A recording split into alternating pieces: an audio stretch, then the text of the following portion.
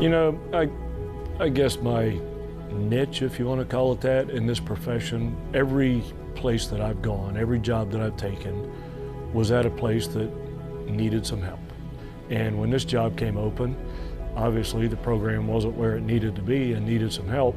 And I liked doing that and felt like I could do that. So here we are 12 years later and feel like we've accomplished that somewhat.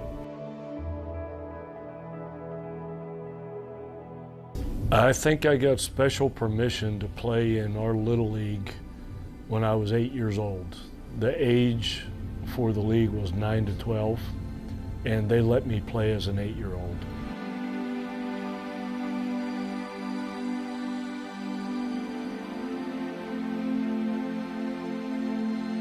Mazey was one of the smartest baseball players I ever have been around. He was a really good two-way player as an outfielder and a pitcher.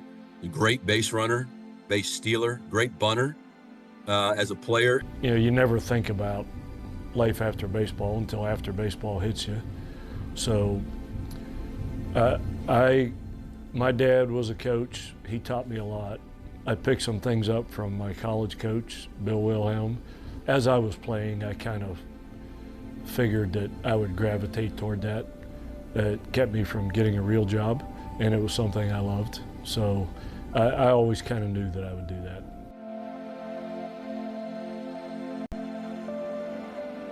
When he got into coaching, and of course came back to Clemson first, and you know, he was a 27-year-old head coach, and I think he was the youngest head coach in the country at the time at Charleston Southern. When I first met Maze, he was younger and a bit cocky. You kind of have to have some cockiness in this job, right? East Carolina was building a new stadium, so Mazey got to be a part of that as well. They were basically upgrading their stadium as well, so he had a lot of input as to, you know, the building and what is needed, the batting cages, just kind of all the baseball stuff that's needed. So that was his first experience helping to build a stadium with, you know, his vision.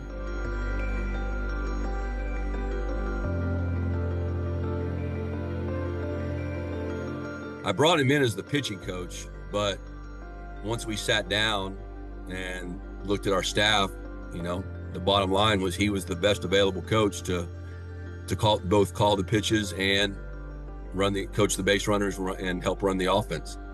Randy's still one of the best pure baseball people that I've ever been around on all sides of the ball. So we got him to TCU, and he was a massive part of getting us to our first Super Regional and then our first College World Series.